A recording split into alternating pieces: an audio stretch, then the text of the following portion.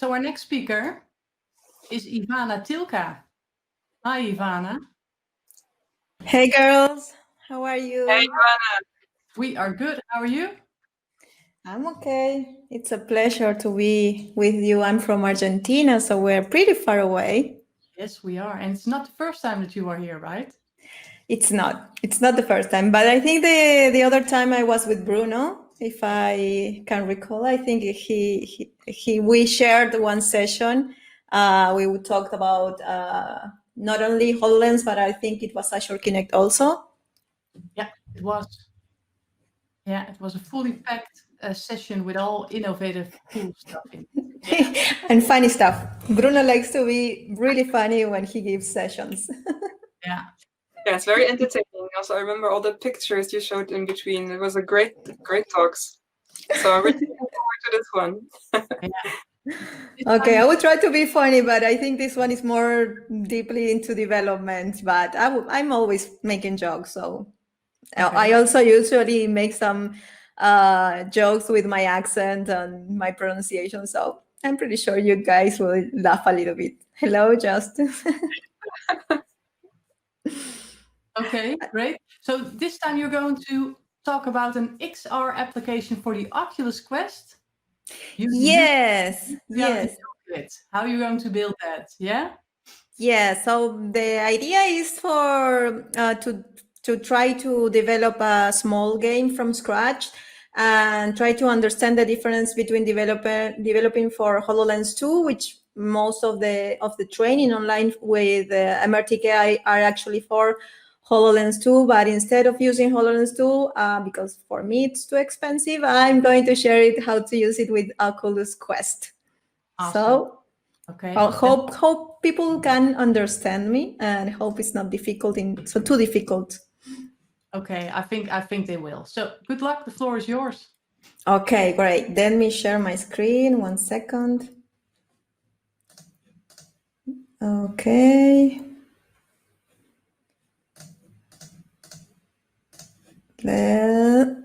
Please let me know if you guys are seeing my Unity. Okay, perfect. There we are. Everything's okay. I will start. So everyone, thank you for joining today. It is a pleasure always to share with the GlobalXR team. I'm Ivana. As I said, I'm speaking from Argentina, from a little city called Cordoba, right in the middle of the country. I'm currently a Microsoft MVP for artificial intelligence, but I also work as a quality manager for the company 3XM Group, which is the one that you are seeing on the screen right now. And I decided to play or create a small game using the logo of the company and having fun a little bit, trying to drop down some bugs. So the idea is for us to build that. So let's see what we are going to be building, and hopefully the video launch. Awesome. So as you can see in here, I have my hands are being tracked by Oculus, and one of my hands actually has a ball that has some physics on it. And I can throw the ball, and there are some bugs in there that we don't like bugs at 3XM Group, so we drop them. And the idea is that you drop them all from the small tables that you are seeing on front. Of course, what you're seeing on the screen, you can change and adapt it to whatever you want to the application to run. If you don't want the environment, we will see how to change it and create something more appealing for you guys. But this is what the idea of the entire session is about. So let's begin. And we will begin.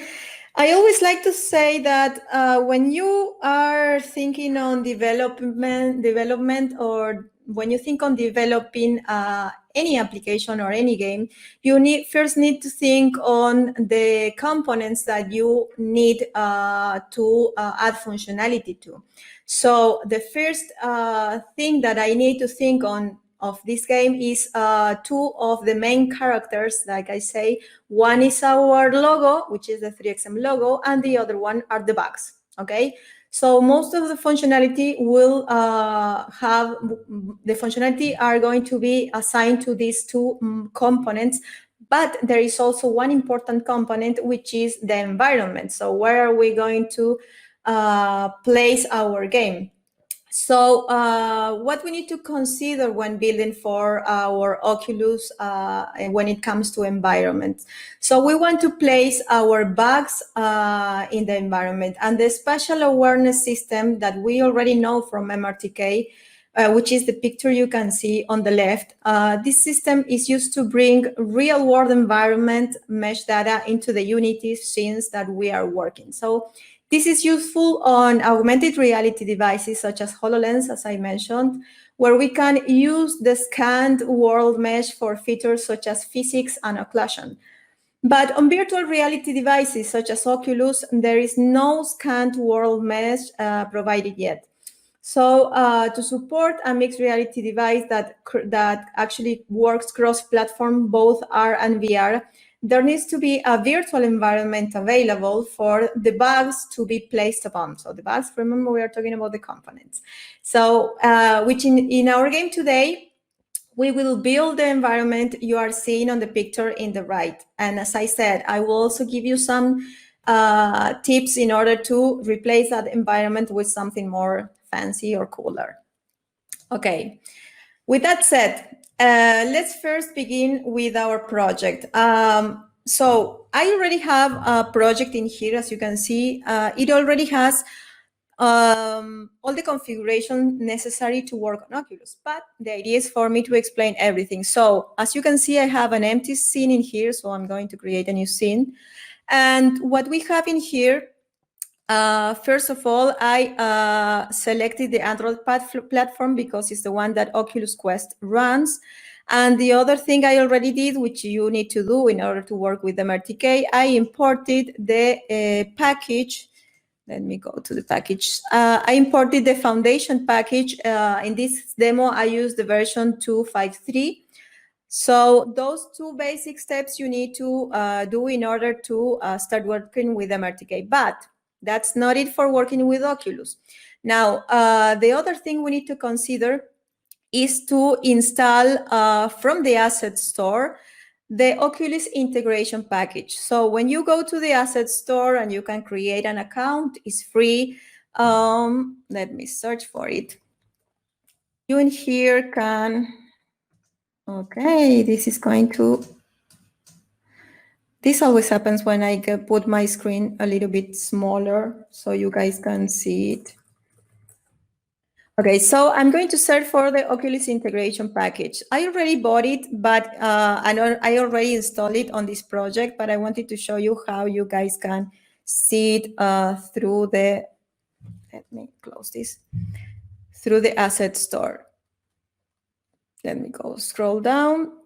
Okay, as you can see, I also have it, already have it bought, and you need to just click on integrate. So the Oculus package, you will have the bottom in here, the import. You will have the imported this folder that you are seeing under my asset folder. That is the Oculus folder. So inside this package, you will have different components that you can use in order to develop for Oculus. You have sounds, you have some UI components, but in this demo, we are not going to use any of them. Maybe the sounds, I will see how everything goes and the time. But once we get, once we integrate the Oculus package, then we need to select the Oculus project configuration. So in here, it's important that you, if you want to only work with Oculus controllers, which, as you know, are these ones, you can select only the controllers options in here. But in my case, I like to work with both. I like how the hands see inside the Oculus application, so I selected the controllers and hands. That's it when it comes to integrating Oculus on the project. Now, there are a couple of other things that we need to configure, which are under project settings. We need to import our XR planning management. And once we import it, the option that we work with Oculus will be displayed in here, and we will select it and enable it. So that's it for the project. Now, what do we need in our scene in order to work for Oculus? So as usually when we build applications for HoloLens 1 or HoloLens 2, you select on Mixed Reality Toolkit and you add your scene. And in here, as you guys know, and if you don't, you have a lot of resources under Microsoft Doc that you can read on. There are different configuration profiles that you can already select that have all the necessary configuration for the application to run on the device that you choose. As you can see in here, I have HoloLens 1, HoloLens 2, and I have Mixed Reality, and I have XR SDK, and I have Leap Motion and OpenXR. So right now, we need our applications, we are focused that it needs to work in Oculus. So we need to select the default XR SDK configuration profile. So once we select that profile, you need now to integrate the Oculus integration package into this scene. How do you do this? You go to Mixed Reality Toolkit under Utilities, Oculus, and you select Integrate Oculus Integration Unity Module. So you will select that, and everything will be now integrated, and your application, if I put something on my scene right now and port it to Oculus, it will work perfectly and it will detect my hand. So important item. This configuration, if you run this demo in, right now I'm going to show what we are going to build. I'm going to test it in my PC. So if I leave this configuration profile, a notification will come up that it won't find the Oculus camera. But in this example, I will select the HoloLens 2 option because I want to test it on my PC, okay? So that's it for all the configuration. Everything is okay. We are ready to work and start working with our application. So now, what do we need to do? There is something really important that we need to create, which are our layers. So we use this in our entire Unity project to work better with the Unity editor as a way to create group of objects that share particular characteristics. So we use layer primarily to restrict operations such as rendering, so that they are only applied to relevant group or objects that we want to control. So this system is useful when we are building complex systems or developing games, and we want to add functionality, collision functionality or collision detection. So how do we add layers? It's pretty easy. Just you simply go to Edit, Project Settings, and select the layers, the Tags and Layers tab. Once you have that, you will see the option to add layers in here. So remember that we were working with three main components, one being the logo, the other one being the group of bugs, and the other one being the environment. So I'm going to add those layers. So for the first one, I'm going to add the bugs layer. So all my bugs are going to be placed on that layers. And then I'm going to add a logo layer in order for the logo of 3XM Group to be placed in that layer. And what about the environment? So remember that for virtual reality, we are actually kind of replacing the spatial awareness system. So we need to set our VR environment inside the layer of spatial awareness. So I will just leave it. It is already in all the projects as the layer 31. So I won't add another layer for our environment. Great. So we now need to select the physics tab, and also we need in that physics tab modify what we call our layer collision matrix. So this is a layer collision matrix that we are seeing in here. So why do we need to do this? We need to do this because the layer-based collision detection is a way to make a game object collide with another game object. That is set up to a specific matrix that will help us with that. So let's go over here, and under physics, I will go over here and I can see that I have my bugs layer and my logo layer that I just added. So in here, I need to make sure that which one are the objects that are going to collide with each other. So in this case, I have my bag is going to collide with the logo. So, and I have my logo being able to collide with my environment. So when I drop the ball, I want the ball to hit the walls, for example. But I also want that when the logo hits the bags, it has some reaction on it. Great. So now we will open the quality tab, and we will ensure that all platforms are on the option very low configuration. So we will ensure that Unity environment favors performance over quality, since we want to ensure that we hit 60 frames per second on the device. So for that, I will go to the quality tab, and on the top you can see that I have the different levels for all the platforms. We are working right now on Android because it works with Oculus, so I'm going to set it to very low. But I am also going to test on my PC, so I'm going to set all of them to very low. So once we have this, we can continue working now with each one of the components, okay? Perfect. Let me check if there are. I'm just checking if there are any questions. And maybe I can answer question at the end. Okay. So now what I'm going to do, focus on the first thing, which is the logo, the sphere that represents my logo. So for that, I'm going to add a sphere. So I'm in my project in here, and I'm going to create an empty game object with, it's going to be my logo. I'm going to resize it because it's actually pretty big. And inside that logo, I'm going to add a sphere. And that's it. So now I have my sphere. Now, what else do I need to configure in order to add more functionality to my sphere?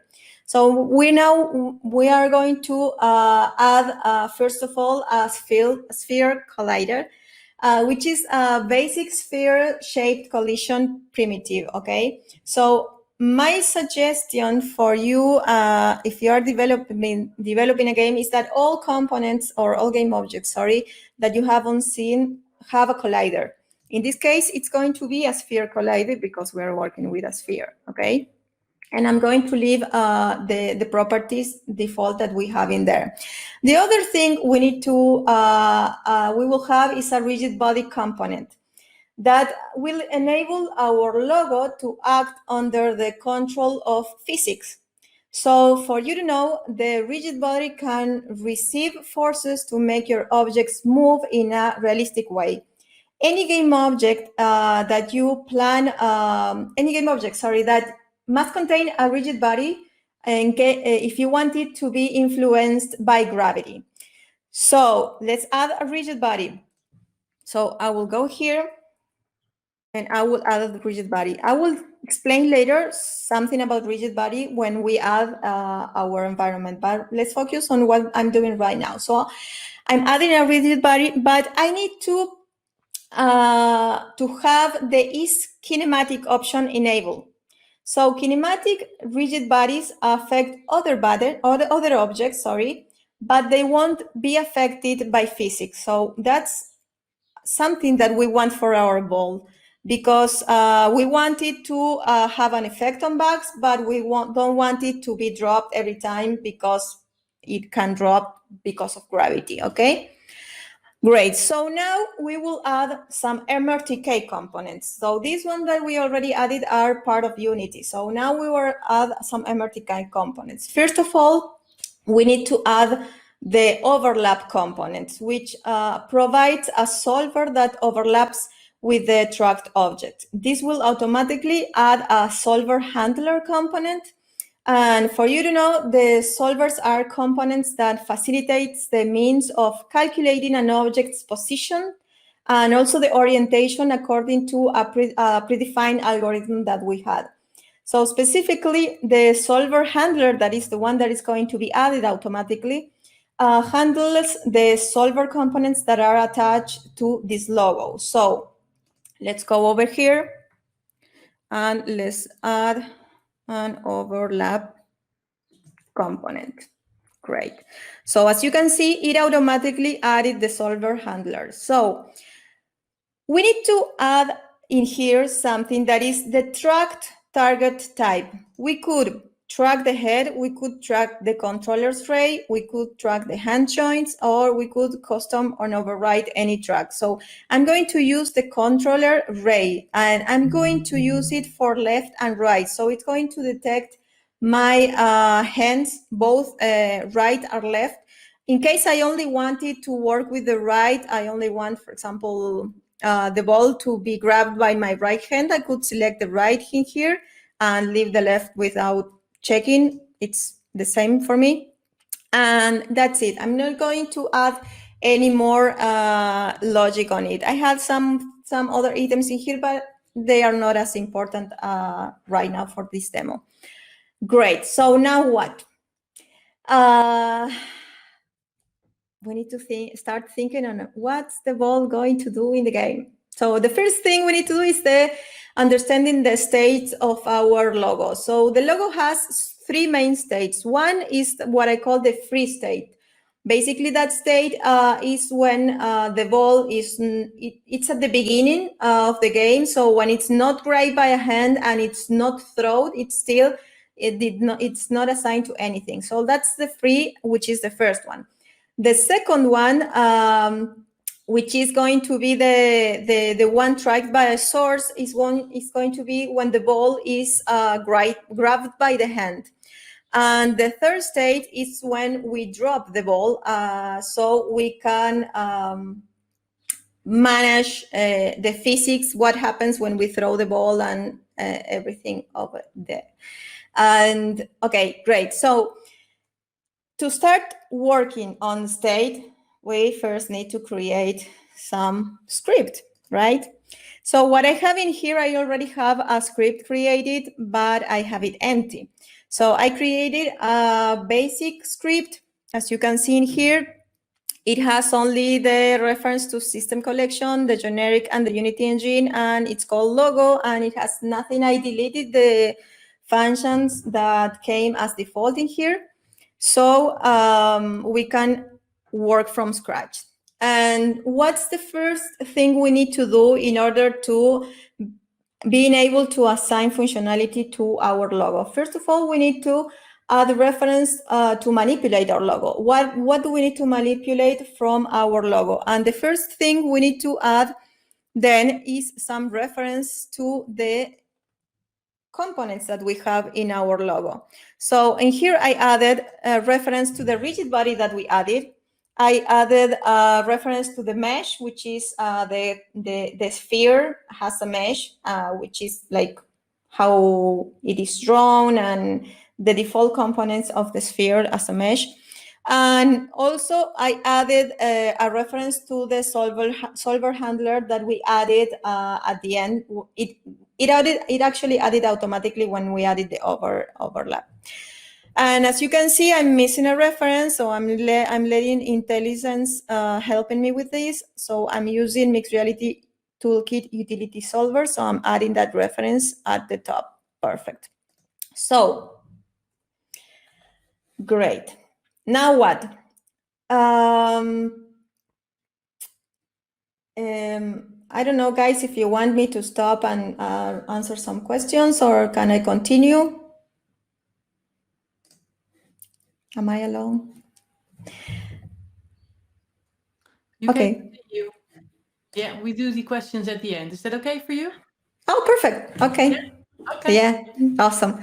Great. So now what do we need to do?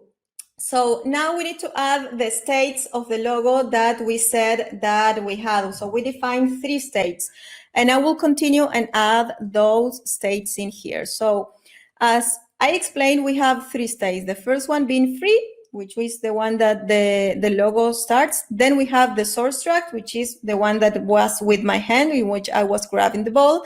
And then the physics tracked. And what happens? So those states will be stored in the current state property. And we will have a state update. So we will update each one of the states. I will show this in a moment. First, we need to do some other things. So what other things do we need to do first? So as you know, I only added from here to the bottom, okay? in case you want to see the code. So there are other states that we need to consider, at least for this game, which are the strength states. So the amount of force is actually that is used in launching the ball. This will be determined by a timer that calculates how long the user has been holding the selected gesture bounded by a value. So what does this mean? So basically, when I have my hand open, the ball will be on top of my hand. But when I close my hand, the ball will increase the strength to being thrown far away from the user, okay? So for that, we are going to work on some states that can help us with that. So I have in here some strength states. As you can see, I'm calling it is giving power, and basically it will depend on the amount of value that we have on the timer. So the more I have the ball or the logo grabbed, the more far away it will be thrown, okay? Now that we have the strength states, we have to code the different state of the logo that we mentioned earlier. So these ones. And this function controls whether each component is enabled or not based on each one of the states. So what do I mean by that? Just go in here and for you guys to see what happens in here. So, sorry, there. So if the ball is in free state, we disable everything, including the mesh render.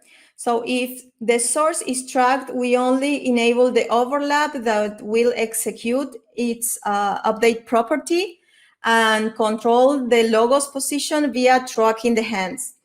And if physics tracks, we need to enable the rigid body so the ball is manipulated by the physics engine in Unity. So basically, the physics text, remember, is when we leave the ball and the ball falls, okay? And that's what we have on this code in here. Great, so now what?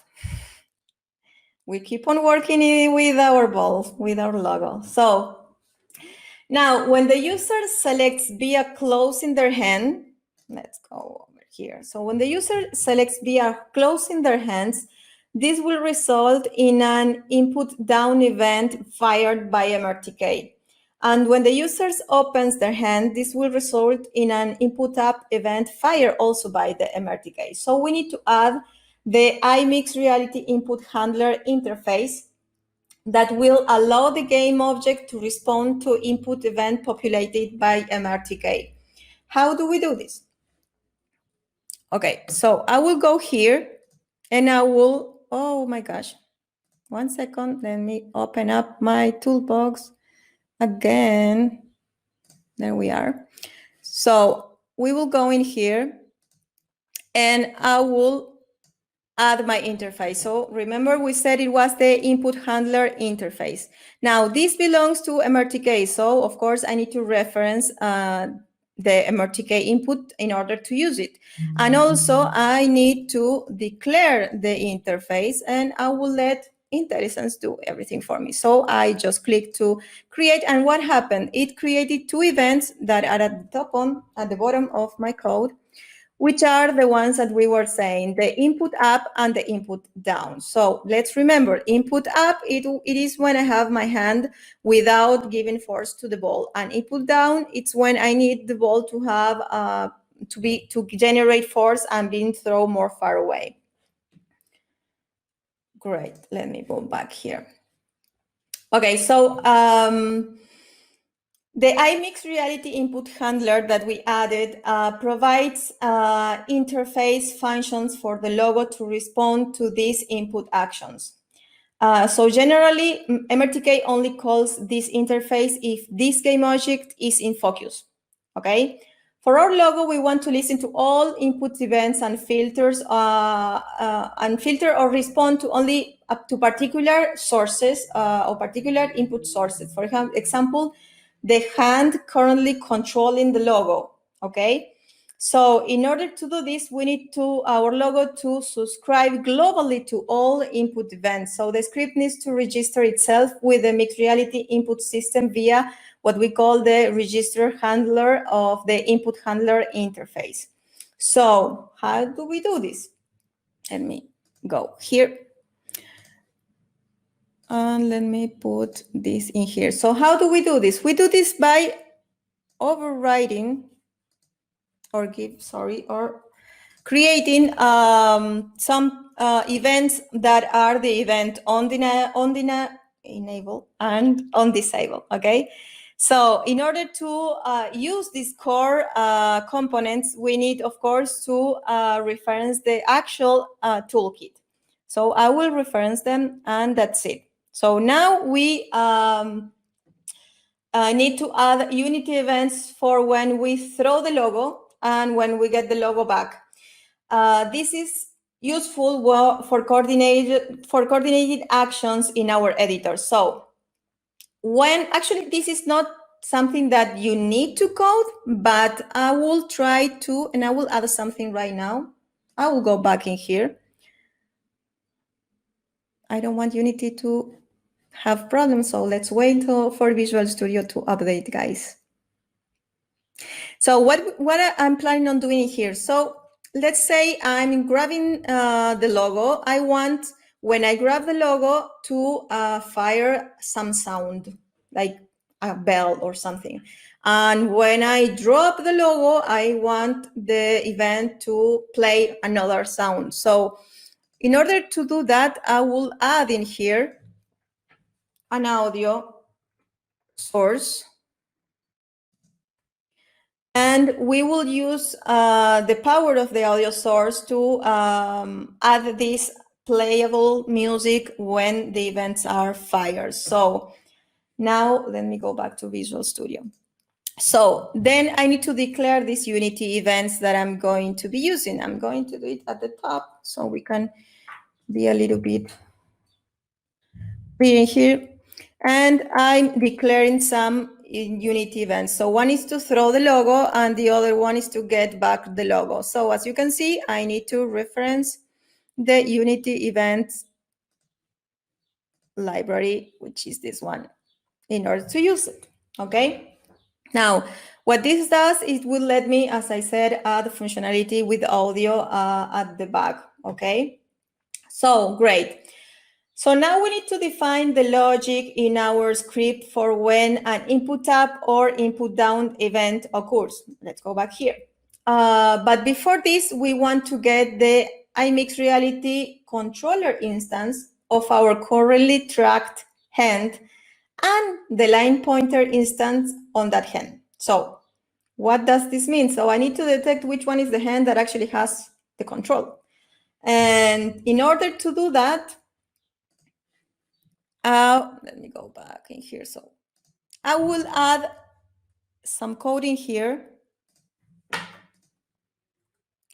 that actually can track the ID of the source that is the controller source, okay?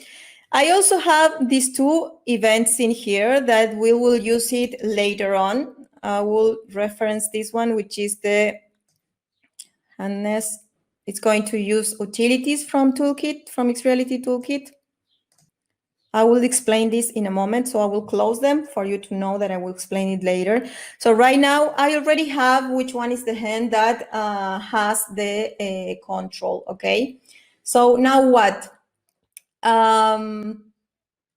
Before adding the logic we mentioned, there is something else we need to consider. What happens when input up event occurs? So for this, we will create a function that can calculate what happens when I throw the logo, okay? So that function, I will call it throw, is this one. So this is where all the magic happens, guys. So in here, I have the calculation and actually the vector direction and the force that it's going to be added to my rigid body with an impulse. Okay, so what are you talking about, Ivana? So the vector direction, as you can see here, is simply a vector And we also, that has a rotation, and we also have the throw force that actually is the timer. Remember that we were saying that the amount of time we have our hand closed will be the force that how much far away our logo falls. Then this is where we are going to calculate the power, the timer, and the force amplifier, which is a value that I have in here. So this will calculate how much far away everything needs to fall. Remember that we need to set the current state property to physics tract, and okay, we need to add that to that force to our rigid body. And this is the one that makes the magic of the ball throwing. Okay, great. Now let's add the logics to the event interface that we created. So these are the event interface that we created, okay? And we have the input up. Let's go back again in here. Input up, remember, input down, okay? And we will go in here and select, first of all, the input up. Great. So what happens when the input is up? Remember, input up. So we will set the current state to source tract. Remember, source tract was when the logo was on the hand. What happens when the input is down? We are going to give power to our logo. That's what happens. Okay, so basically we know that now is source tract, and we need to give power for order to later on, when we throw the ball, our rigid body can react and fall according to the power we gave to our logo. Okay, and we will now call finally two more functions, which are the awake function and the update functions that actually are part of Unity. And in the awake function, I will set the values we need to for our scene to start working. So what do we need to have in order for our logo start working? We will set the rigid body, the solver, and the mesh, and we will power up the update. Let's go to see what is that. So remember, timer 0, and we also need the logo state update. We will define accordingly. Okay, that's everything that actually does the awake. Now let's go to the update method. The update method, which is this one over here, is saying, okay, so first of all, I have the solver, handler, track, form, target as is tracked. Then we have in here, we have those two functions that we needed to identify: the tracker, the tracked controller, and the tracked line pointer. So these are the two functions I had closed in here. Let's go up, up, up. Where are they? There they are. So this basically only will return the value of the control, and this one will return the value of the pointer. And in here, let's go back in here. If it is, in here I will detect if it is free, if it is source tracked, if it is whatever I need in order to update and throw the visual, which is actually add velocity to where I'm throwing when I'm throwing the logo. And that's all I need in order to give functionality to our logo. Great. So now what? Did it end? No, it did not end. So I just saved. Let's wait a little bit until Unity stops scrolling in. Great. I will go now and select my logo, and I will add the script, which is this one, to my logo. So now I have the script. So I said we needed to reference the rigid body, the mesh, and the solver handler, but they are empty. So we will select the rigid body that was assigned to my logo.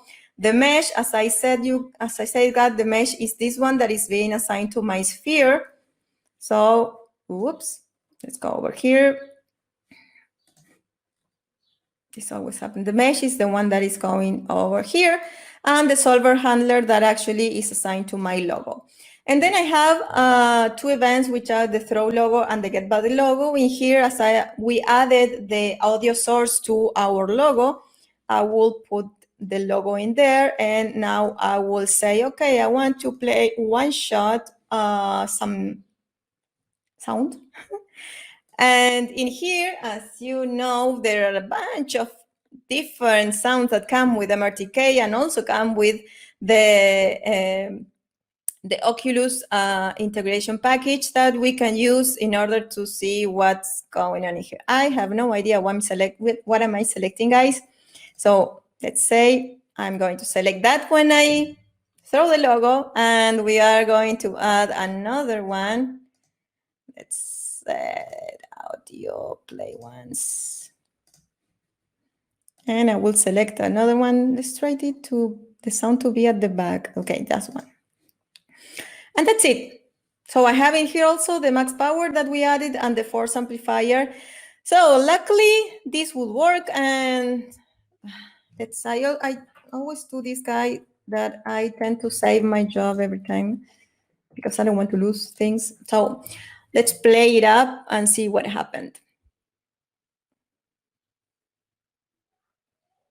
What do we have in here? Empty scene. I will press my spacebar and I have, oh, there we have. I don't know if you're hearing sound. I don't remember if I share my screen with sound, but it's throwing the ball, making a fancy noise.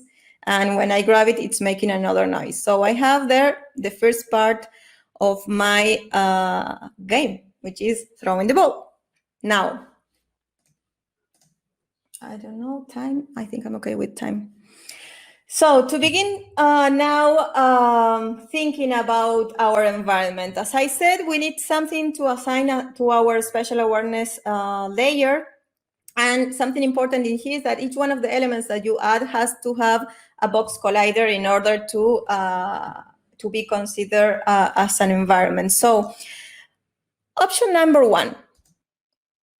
You can go, this is one of the fancy things I usually tend to show. You can go to Asset Store. There are lots and lots of environments that you can download for free.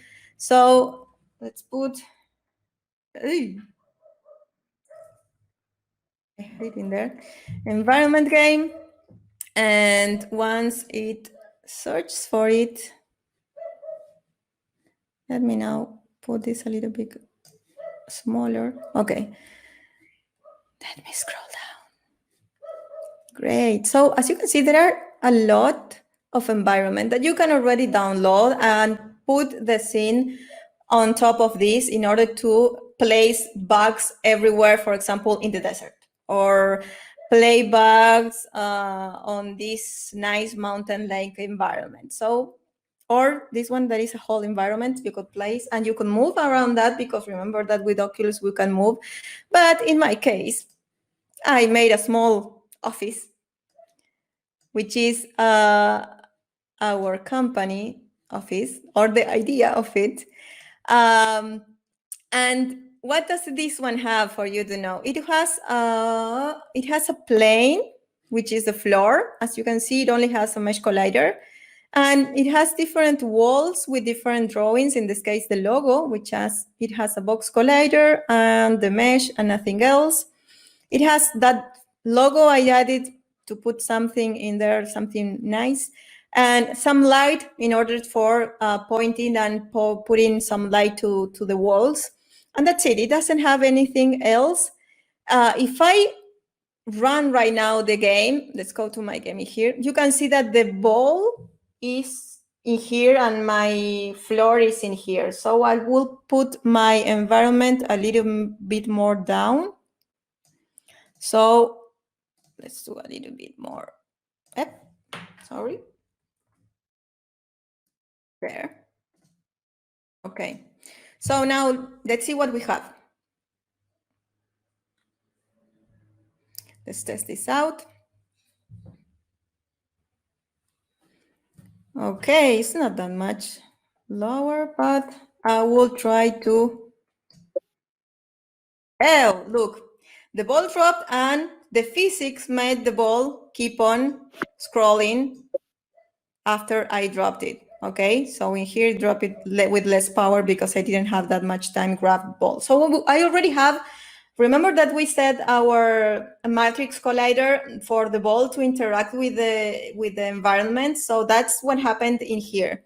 So there is one more thing that we need to do for our game to end, and it's to create these bugs that are the ones that are going to be thrown by the logo.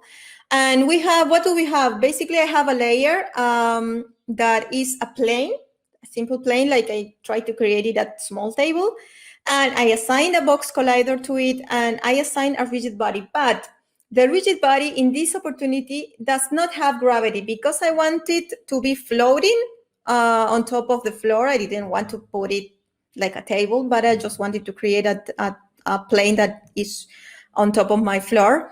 And then I assigned also a rigid body is kinematic enabled because I don't want it I want it don't to be affected by the physics. Okay. So and the other thing I have are the game objects that are the bugs. So what do the bugs have? The bugs have a box collider. They have a rigid body, but the difference between the bug and the plane that acts like a table is that they have the gravity as enabled, because I want the game object, once it's hit by the logo, be dropped. Okay, so they have to have physics in order to drop. And I disabled the is kinematic because I wanted to actually take in consideration with physics. And the other thing is I added is the object manipulator, so we can also move them in case we want them, besides moving the ball. Okay, so let's see what I have in here. I will add it in here. As you can see, I have the bugs in here, which is simply a game object empty. I assigned the layer logo to this one. Oh, this is the logo. Look at that. Okay, so I assigned the layer bugs to this one, and this one has the special awareness. And we also have in here the table, as I mentioned, that has the rigid body set to is kinematic without gravity because it's, as I say, floating. But I have this bug that actually have a rigid body that they are using the gravity and they are not kinematic. So that being said, I would put this a little bit more down because it was too up for me. I will try to put this a little bit. Okay, let's see what. This is always my problem when it comes to putting stuff on. Okay, let's leave it in there, guys. You have to play around with this scenario. So let's try to test this up. So we already have the ball. The only thing we need to do is the ball to. Oh, perfect. I just don't know what happened there, guys. Let's try it again. I think I touched something. Hopefully, if not, something is happening. Oh, look at that. The bugs are falling away. Why is that happening? I think it's because I changed the layer in here. But that's not supposed to happen. Let me try to... Something must be wrong in here, guys. I did something wrong, but I think you can get the idea. There. See. No, they fall. Okay, something is wrong with the table, guys. But you will see something. Let's try to... They are... The bugs right now are like this, right? They didn't fall. They are one by side by this one. So I will drop the ball like this. Okay, they are too big. Let's try more close. Oh, I moved them. At least I did it. Okay, so basically the idea, I think you get it, guys. I do have the scenes running correctly in there, but I probably think there's something wrong with the table that are not taking the, something is wrong in here, but I don't know right now what is it. But the idea is that one, that I already have the event and the event is pushing the bugs, okay? So this is happening and we are firing the event. And that's it. So what else? That's it for the game for today. So recap, needed to take in consideration in order to export this to Oculus. So first of all, the spatial awareness has to be a VR scene. So we need to create our VR scene because we don't have the possibility to use our real environment. Second, everything has to have a collider, okay, in order to be able to manage everything and have their own collider. So then we need to take advantage and use the physics, at least in this game. Then remember, we need to put the XR configuration profile selected to export to Oculus. And we need to import the Oculus integration, and we need to edit the project configuration hand tracking support, which is the file in which we selected that we wanted to take control of the hand, both the control and the hands.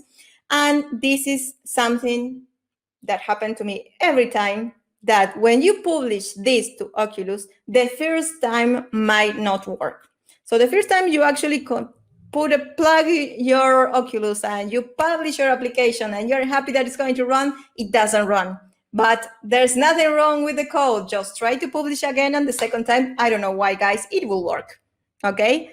So that's it from my part. It was a pleasure. Hope this was enjoyable. It was easy to understand. And I know that I saw that someone was asking for a GitHub repository. I will have a video and the GitHub repository being launched soon. So girls, are you there? Hey, well, thank you so much for this really interesting tutorial. I learned a lot. Okay. So I have a couple of questions. So I'm just gonna walk through them, mostly from Joost. So thank you very much, Joost, for all your questions. An interesting one is this one. I don't think I saw any Oculus-specific code. Will this work on HoloLens 2? Yes. Actually, the only thing we need to take in consideration is not to, when I said preparing our scene and preparing our project with importing the Oculus and the XR plugin management, and we selected the Oculus option, we only need to select the option for mixed reality, and we don't need to import the Oculus plugins, and it will work perfectly with HoloLens 2. Awesome. So that's a big advantage, of course, that you basically immediately develop for two platforms. So my question related to that would be, if you just want to, you're a Unity developer, you just want to develop something for your Oculus Quest, what's the advantage of using MRTK? Because if you're not familiar with MRTK, it has quite a steep learning curve at first. So maybe you can talk a bit about that. It's like, I think that's a general question. There are many frameworks available that actually the main goal of having a framework is making your job easier. As you saw, there are a lot of classes I added that actually belong to MRTK that make this even much more easy than actually doing them from scratch or using another framework, okay? So you could choose another frameworks there. I didn't find any that can handle the same events like MRTK. And from my point of view, the easiest and the nicest, the advantage of this thing is that actually, as you said it, by implementing MRTK and exporting it to your Oculus, it is easy to actually using a multi-platform, creating a multi-platform application. Because if in that same project, I could add also the XR plugin for window mixed reality, and I would, in case that happens, my application, can detect it. If it is a HoloLens, it will not show the environment. And it also can detect if it is an Oculus application, Oculus device, it will show you the environment. So you don't need to port two different applications, but you can port one, and it can detect which one is the device you are using. Yeah, that's very useful. It's so faster. I think, yeah. Once you know MRTK. Just some more questions. Let me check for a second. Yeah, he asked about the GitHub repository. You already answered that one. And then there's this one. You're not using the legacy XR, but the new plugin system. Is that correct? Yeah, I used the new one. Actually, I used the last version of MRTK and the last version of XR plugin management. So people don't have to struggle saying that it doesn't work.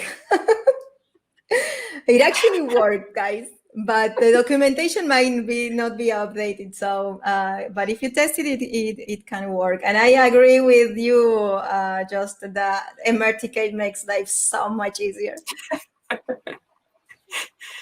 Then there's another very specific question from Joost. Why are you calling? It was in your script. Why are you using awake instead of start? I like to, as you saw the naming convention that I use, I try to be much more familiar to what actually the game does. So I use like, for example, throw the logo. So I like to use the awake. So my mind says, okay, the application is awakened, so everything needs to be cleared and cleaned. So that's why it's awake. I think that was the last question. Sjoukje, do you have any? No, I don't have any questions. No. Well, then I would like to very much thank our speakers. Thank you so much, Ivana, and thank you also, Roel, for those 2 really cool talks. And we hope to see you again next time. And speaking of next time, let me see. We have the next time is